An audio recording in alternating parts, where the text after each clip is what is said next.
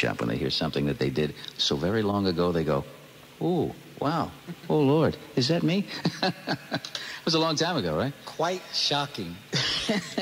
Is that something you hadn't heard in a while? I haven't heard it in a while. Oh, that's why. I guess you don't sit home listening to all your records. Yeah, I don't listen to them. Once I do them, it's over. I move on. Mm-hmm. Now, you were about what at that 11. particular point? 11. You're a Brooklyn boy, right? No, I lived in Washington Heights. I lived right around the corner from Sherman and Frankie. Oh, you lived right up there. Yeah, I lived 166. They lived 165th. Mm-hmm. So you were right around at the point in time when a lot of things were happening in music. Let's find out about Jimmy Castor, because people know you do sing lead with the teenagers now, but there was definitely a Jimmy Castor who rose to the occasion. Oh, yeah. Way back when. How did you begin this singing career? Was it something with the family?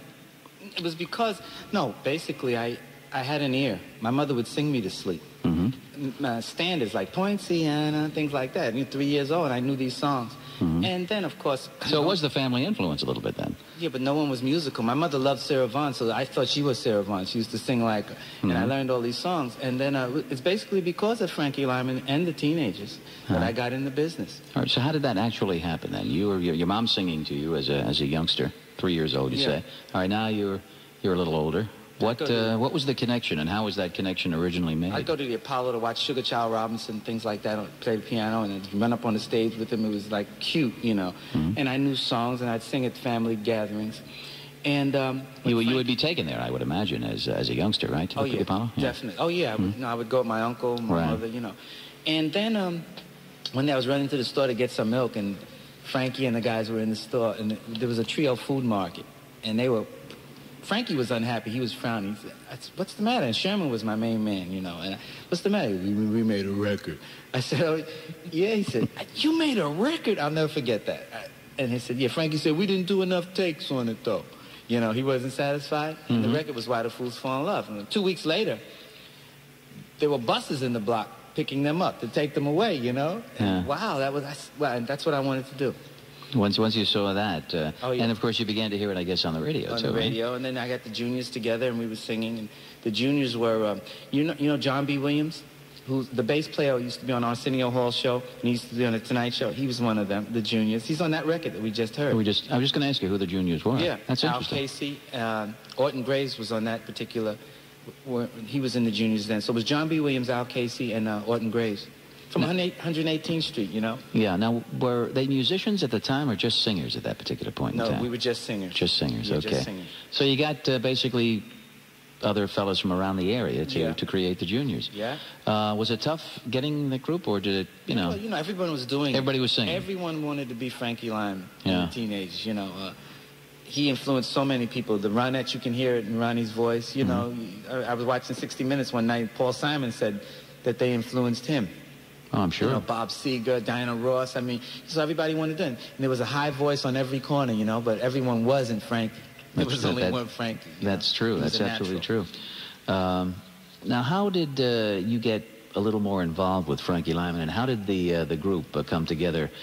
Just from the guys around the area, true, but how did you make that leap, as did the teenagers, from being on a street corner somewhere or singing around the food mart to actually having a record? It's not what you know, it's who you know in this industry. And Richard Barrett got the group their start, and I knew Richard. And when I started... How did you get to know him as such a youngster? Richard was... Was he in the area too? Yeah, he lived right above the Trio Food Market. Okay. And he heard the teenagers singing one night, and he took them downtown to George Goldner. But then I knew Sherman, and I knew, Herman, and... So you had the connection there? Yeah, you were right there. I was there all the time with them, and watching Frankie and learning, because he was such a natural. He didn't have to do anything. He just did it, And the group, the four guys were so great together. And it was just like a thing put together by God, It was just unbelievable. It was like 18 months, but they did more in their career than most people do in their whole career. Oh, absolutely. I always like to call them the first super group, really. They were the first super group. I said that on an album. I remember I said that, yeah. Did it? Yeah. Oh, because that's something I've always called them. And honestly, I didn't read it off the album. No, they were the first super group. They truly were. Now, all right, here you are. You put the juniors together. You've made your connection with Richard Barrett. And this first one, was this actually the first one that we heard from? That's the first record I made, yeah. With Jimmy Castor and the Juniors. Right. Now, from there, what happened? And you got more involved with the teenagers, too, at that time. Yeah, I was there a lot and watching, and they knew I had the high-type voice, you know. And, you know, I looked around one day. They were coming to school to get me because I guess the schedules was killing Frankie, you know, and he was becoming disinterested, and you know, and they needed someone. They were booked, you know. Yeah. And why was that happening to Frankie Lymon? I don't want to get off on his. Why do you think that was going on with him at that point? Because here he is, you know, really hitting the big time and stardom and adulation and. Well, at 13, Frankie was 30. He was very precocious, you know. He was you know, he knew women and things that I didn't know about. Right. You know? And, I mean, there are things called women in the world? I knew girls, but he knew women, you know. And Frankie was just, he was just a man at 13, practically, you know. And I guess in other words, the whole business, in a sense, robbed him of his childhood. He was gone. He did what he wanted to do, you know. He had that voice. Yeah. He did what he wanted to do, and when they needed someone to, you know, and at the time Buchanan and Goodman were managing me. Right. They suggested that from the Flying Saucer, people. They suggested that I do things with them. You know, one day they came to school to get me. You know, it was amazing. To fill in for Frankie? Yeah, and they went to. We went to Hershey, Pennsylvania, Canada, you know, places like that. And so, in other words, you filled in for him more than just, you know, 3 or 4 times. I mean, you did a lot of singing. Not a lot, but you know, I'd say it's more than 3 or 4, right? Yes. Yeah. And, you know, we put the shirt on, and I had the hair the same way. You just did it, you know. But I learned it from Frankie. I liked his voice much better than mine. I didn't, you know. Did anybody ever know it wasn't Frankie Lymon when you were doing it? I'm just curious. They did. Yeah, but I mean, in the audience, nobody ever knew. I don't think so, because the tours were such. You know, I didn't tour with them extensively, but they were whirlwind tours. You were there one night and you were gone. You know, it was so fast. It was like Elvis has left the building. You know, that type of thing. So no one got a chance to know anything. It was a big project. It was a property. It was like you know, it was saleable. It was a big saleable property. Now, besides being a singer with, of course, the Juniors and later Jimmy Castor Bunch, you are also a musician, right? Oh, yeah. I studied. And the saxophone is one thing that I think you... timbales, you know, drums, keyboards. You know, I do a lot of writing. I've written a lot of songs, and so you need the piano. Dizzy told me that. Dizzy Gillespie said, you need piano. Well, everybody. He would tell everybody, even Miles, you know. Miles would say, well, what chord is that, you know, with his trumpet? And he'd say, do you play piano? He says, no. He said, you better learn, because it's right there in front of you. So I studied, when I went to Music and Art High School, I got in on clarinet, and I was playing saxophone. And then they teach you keyboards as well. Then you had to do solfeggio and vocalizing, and you had to learn theory. So I learned it all there. Yeah, so you really got into it more than just, you know, standing on the street corner hitting harmony with some guys. Was it easy to put that group together and get the, you know, what you wanted? I mean, it was your group, right? The Juniors? Yeah. Or was it a tough, I mean, were there people that you brought in and then said, well, you know, you don't make it and... Change them, yeah. Well, I had the mind then to do that. Even in my, you know, as young as I was, I knew what I wanted. Yeah. And I could hear, when I listened to that record, But is it tough when you're that young to have people listen to you? Oh, yeah, yeah. But then you get rid of them. You know, if they don't want to listen to you, when you're the leader, they have to listen to you. If they don't, you know, but I would never come down or disrespect anyone, you know. Right. At least so you were about 11, you said there. Yeah. How old were the rest of the guys? Were they a little older or the same age? Yeah, they were older. A little older. They were older. And not much older, 14, you know, 15. And, you know, when you are the leader, you don't have to disrespect the people that work for you. You just... tell them what you expect, and if they don't do it, then they have to walk, you know, change them. And I didn't, you know, we did that, I did that for a while, and it wasn't that difficult. I knew what I wanted. When I listened to that record, I could hear, ooh, all of that stuff came from my head. It was easy, because I was around it all the time, and I guess it was a gift, you know. Right. And, of course, you were involved in the sense that I Promise to Remember you wrote and did it with the Juniors, right? Yeah. Initially. Wasn't that on Wing? Wing, yeah. Yeah. That was a subsidiary of Mercury, wasn't it? Right. Right.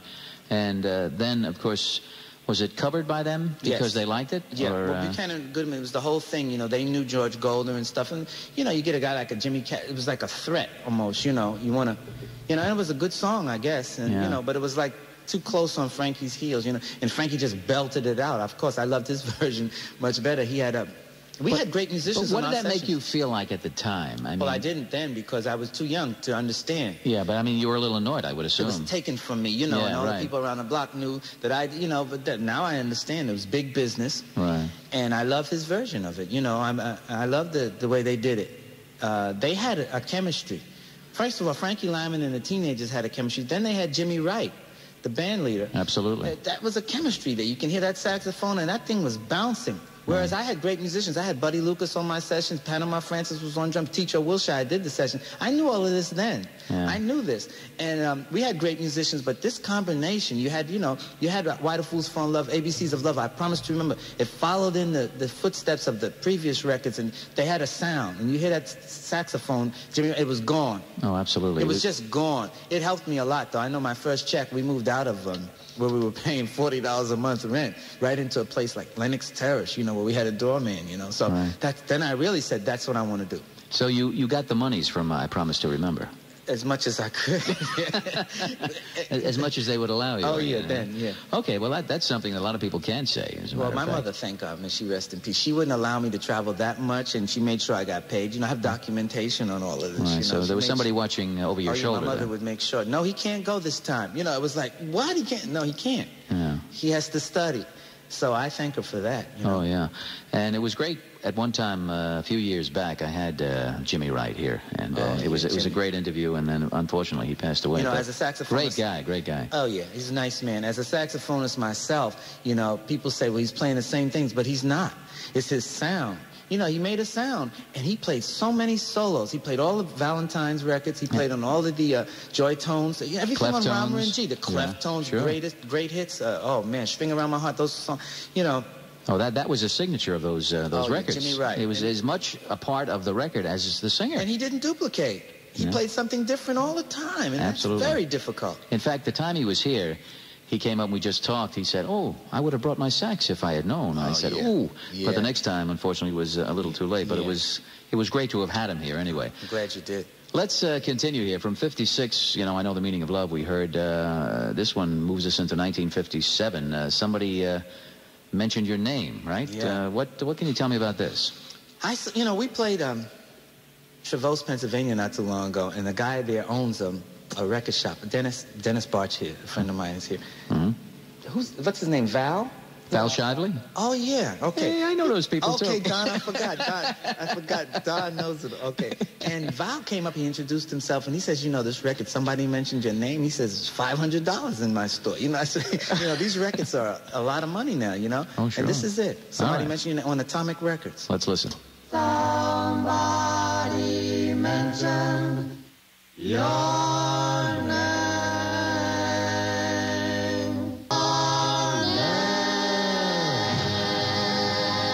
Jimmy Castor and the Juniors there, and somebody mentioned his name quite a bit this week because he's my guest right here, sitting before me in the Doo-Wop Shop. Now, that goes back to 1957 with, Jimmy Castor and the Juniors, but it is an older song, isn't it? Yes, it's like a standard. It's almost like, I thought I could forget you, dear, and drive you from my heart. Then somebody, it's almost like that. Right. And it was presented to me by a publisher in the Brill Building. Would you do this song? And I listened to it, and I liked it. And so we did it that way. Because I always like standard songs that say something. Yeah. How much input at that point in time did you have in what your record sounded like? All of that. You did? Yeah. I was thinking of that today. I said, wow, if Don asked me something like that, but I can hear what I did. I wanted, somebody mentioned your name, somebody mentioned. It was almost like you could hear the platters, your name. You know what I mean? But it was very rare that the talent had any input in on what was done as far as arranging and all this. I did, though. You were lucky. For some reason, ones, huh? The people that were that particular label, they didn't know that much about music, Mm-hmm. So I did basically. But they obviously could see that you knew what you were doing. Yeah, I would imagine. Okay, we're going to come back with more from Jimmy Castor here, my special guest tonight. Okay, here we are in the Doo-Wop Shop with my guest Jimmy Castor, and that one, of course, Hey Leroy. Your mama's calling you. Now, that takes us up into the 60s, right? Yeah. Mm-hmm. So far, we've done the 50s and the 60s. Yeah. Yeah, that was Hey Leroy, which was a... And then we were just, while we were listening to that, saying that you went back to Mercury for that one. Back to Mercury. On Smash Records. I was never on Mercury. I was always on their subsidiaries. Wing, Smash, Bash, you know. That record, you know, Now, who was that? Was that just you, Jimmy Castor? No, that was... Was that the bunch? No, that wasn't the bunch. That was pre-bunch, but it was my band. It was the Jimmy Castor group, so to speak, you know. Okay. I named the bunch when everyone came along with a name for their group. Sly and the Family Stone, Earth, Wind, and Fire. Then you had to have a name, you know. Right. But that was Paul Martinez, who's now in the group Vocaleers. It was Reggie Bonds, who was in Reggie's on drums, and Kenny Mills on piano. It was a great group then. We did a lot of things. We used to play that in bars, you know, uptown. We played Smalls, and we played that, and people would start dancing. That's when you know you have a hit record. The people know, you know, not the record executives. The people know. Exactly. And we went in one Saturday morning, rainy Saturday morning, and recorded that. And was thrown out a lot of offices. Get out of here with that junk. I'll never forget. Big names, I don't even want to mention presidents, you know? Yeah. Well, all my stuff, they never believe it until it's out. And then when it's out, he's the greatest. Exactly. Know? I'm telling you. But that one, that surprised everyone. That took us everywhere. That put me on the map as a recording artist. Now, that was a new group that evolved into the bunch? Is that what you're saying? Same guys? No, the bunch came along. You know, like you say, you drop people, certain people who don't want to, you know, and go on and on. And the bunch... was anybody left over from the Juniors is what I'm trying to say? No. Totally different. That was gone. The Juniors was just a singing group.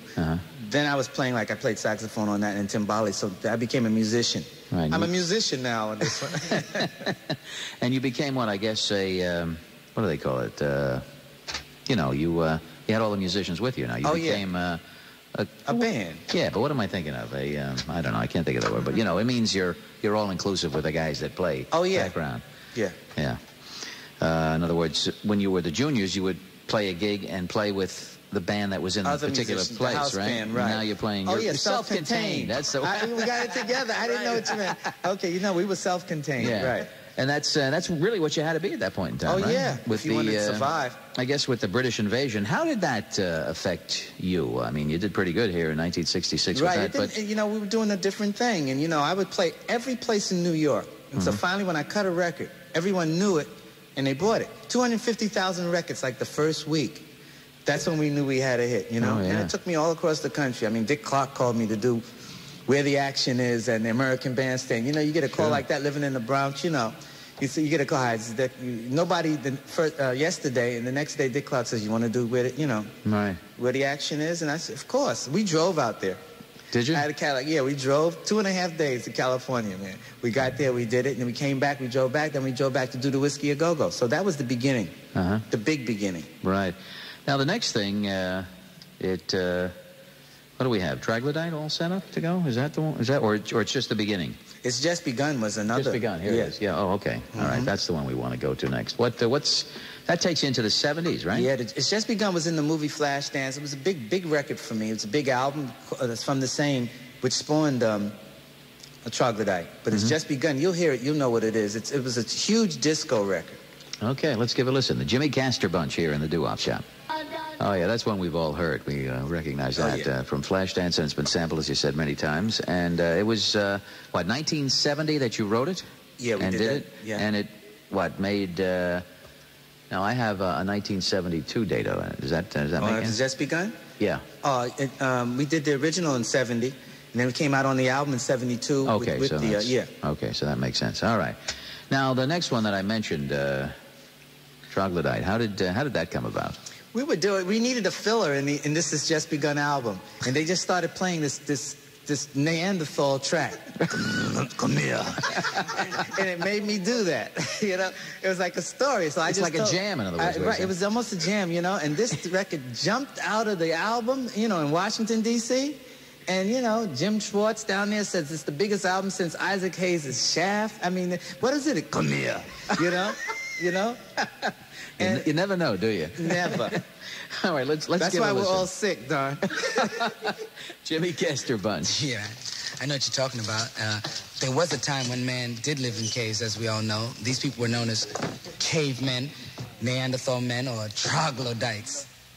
All right, here at CBS-FM, there it is, caveman stuff, and you followed that with a line. I mean, you mentioned...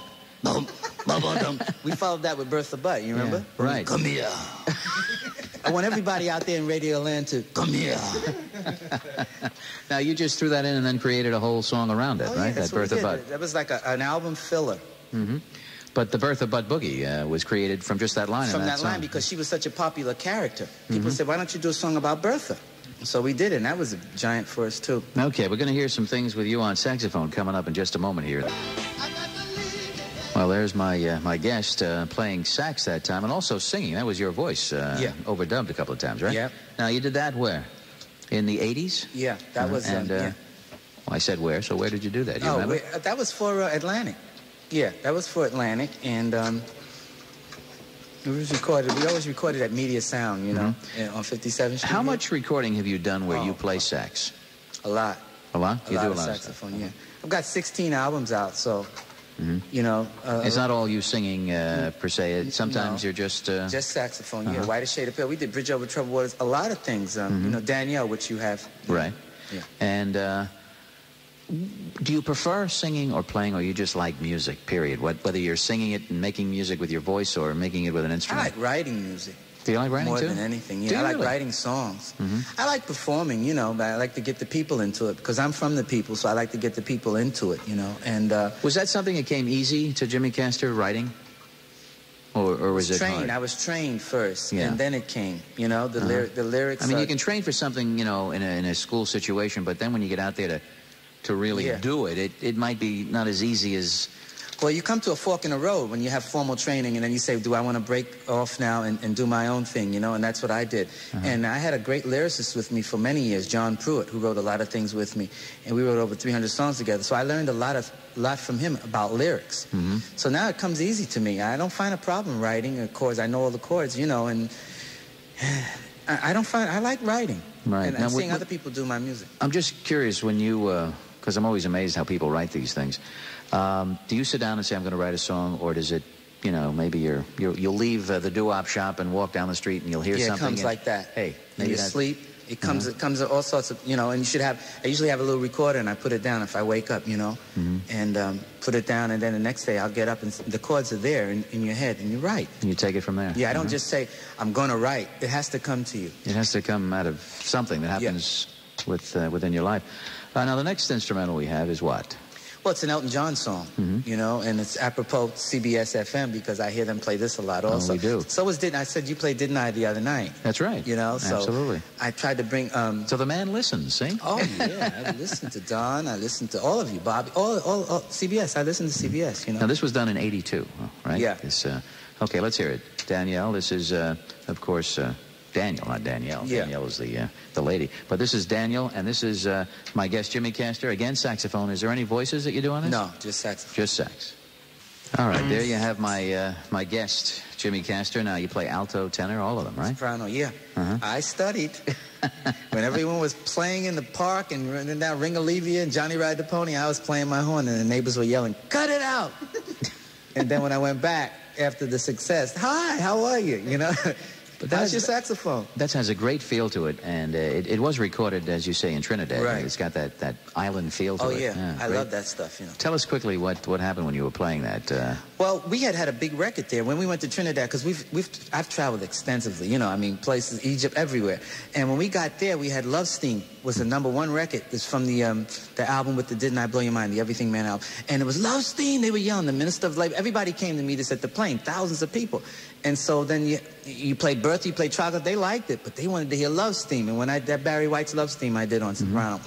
And then when we did that, I figured since we were there, we'd do something else with that feel, you know, because Love Steam was the same type feel. I always had that type feel. It's basically a calypso, West Indian type feeling, as Hey Leroy is. Exactly. What happened when Elton John heard Daniel done by he came Jimmy up on Castor? the stage in London to hold me, you know, to hug me for playing that, you know, because the feel was there. It was a great record. So he obviously liked what you did with it. Oh, yeah. Okay, more coming up with Jimmy Castor in a minute. The Doo-Wop Shop with Don Gay.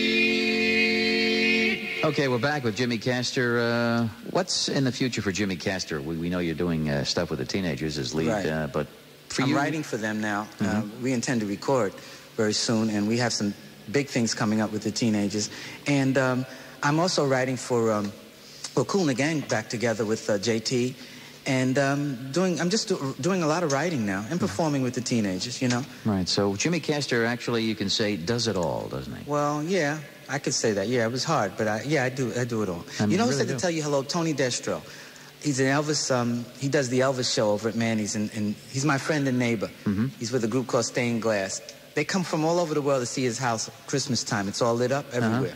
And he said to tell you hello. All right, we'll tell him hello back. And we're going to wrap it up with you at Rye Playland with the teenagers out front of them singing your own song, I Promise to Remember. How's that? That's it. All right. Thanks a lot. That's my guest, Jimmy Castor, out front of the teenagers there up at Rye Playland, that was, right? For CBS. That's right. Our CBS-FM day up there back in '94, just last June. Yeah, that was great. I was there, and you were sounding good, I'll tell you. Thank you. And, of course, you're going to continue to write, perform, and do all the things that Jimmy Castor does so well, right? Yeah. And if anything new you should do, whether it's, with the teenagers or on your own, I certainly hope you send one to the Doo-Wop Shop. Definitely to you, Don. It's been a pleasure to have you here, Jimmy. Thank you for having me. Hey, my pleasure. Jimmy Castor.